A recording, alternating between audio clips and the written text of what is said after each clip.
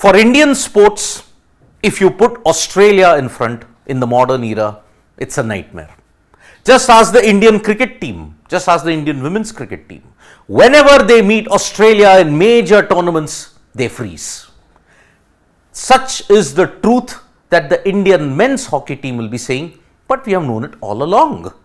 The India men's hockey team, when you have to look at their performances against Australia in hockey, is nightmarish. Whenever the Yellow Brigade, the Kookaburras come in front of them, they just go into meltdown. Because in the first two tests that you've seen that have taken place at Perth, a 1-5 and a 2-4 scoreline suggests the same kind of problems and malaise that has plagued the Indian men's hockey team for nearly 5 decades now. 1970s onwards, they have always struggled against the Kookaburras, and it coincides with a point where the nature of the playing surface changed. Now, why do India struggle against Australia, especially in hockey? Because if you look at it, only 2 or 3 nations have troubled India immensely: Netherlands, Belgium, and Australia. Australia is right up there along with the Netherlands. India have had good encounters against Belgium, so they're on a slightly even keel. But against Netherlands and Australia, the Indian men's team just do not fire, because in the ongoing 5-match series, India are trailing 2-0 after losing the first 2 tests 1-5 and 2-4. And it's looking like a repeat of 2022, because in that series also, India had won only 1 game and lost the other 4, that too by close margins of 2, and other 2 games were a complete dominance. In last 12 games, Australia have won 9 and India have won only 3. And last 12 games, Australia have scored 55 goals and conceded 33. So, it is a clear-cut indication in hockey that the Kookaburras are absolute beasts when it comes to attack. Relentless attack, wave of attack in the circle penetrations or in the penalties or anywhere around the strike zone.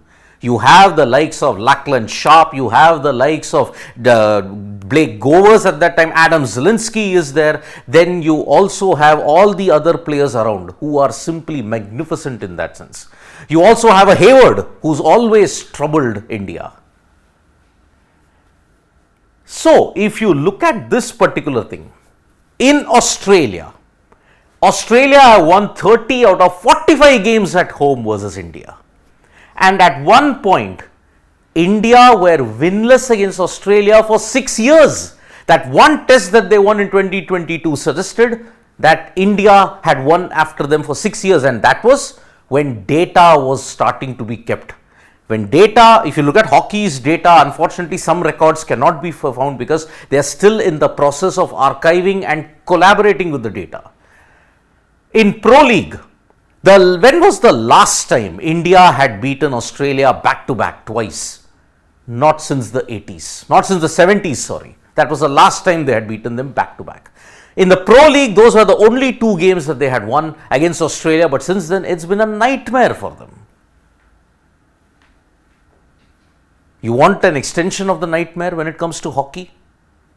India has never beaten Australia in the CWG. 7-0, 8-0, all the margins, 7-1 also. It's all been one-sided. Australia are the only team to have won gold in all editions of the Commonwealth Games when hockey's been played. India's last Olympic win versus Australia was the 1972 Munich Olympics. And there, Malkhan Singh had actually scored, and that ensured it was a 3-1 victory for you. India's last World Cup, if you look at the Hockey World Cup, it was in 1978 at Buenos Aires. Ever since then, India have never beaten Australia in a World Cup. Neither have they beaten them in an Olympic format, and neither have they beaten them in major CWG events as well. This is the nightmare. And believe me, it is truly real, because if you check the FIH Pro League database, it's 50 to Australia, 16 draws and 33 wins against India. But 50, it's come in the last 3 decades. India were well ahead, but Australia have surged through. What is the problem? The problem is relentless attack. Attack after attack after attack. And that too, if you looked at just this game alone, test match number 2, in the third quarter, the way how Hayward, Sharp and all of them were going about it, India's defense was just sitting ducks. They couldn't stop it. Mental block and inability from forwards to convert. Yet again, the same problem. How much can a Harmanpreet Singh contribute? If your forwards don't do well, if they fail to capitalize on every penalty corner, then what do you do with it? Australia, by the way, the relentless attack and the penalty, the way how they take the penalty, the speed of their penalty corner, that is huge.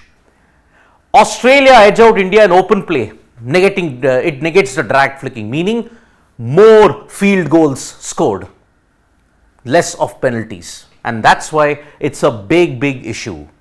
Australia have found the code of how to beat India consistently. You saw in the Pro League, India were up 4-1. Any other nation would have collapsed, but Australia made it 6-4. They know how to not buckle under pressure. And that's why it's a damning indictment that in every Olympic year that you've seen, Australia has just won 1 gold. That's a damning indictment. This time, for the India men's hockey team, be worried. Be really worried for the Olympics, because you are in the group of death along with Australia and Belgium. Be scared, India. Be very scared. Thank you so much, folks, for joining us for this video. We'll be back with more updates on sports today. Tap that bell icon so you know when we go live. And don't forget, we're on Facebook, Twitter and Instagram as well. Bye-bye.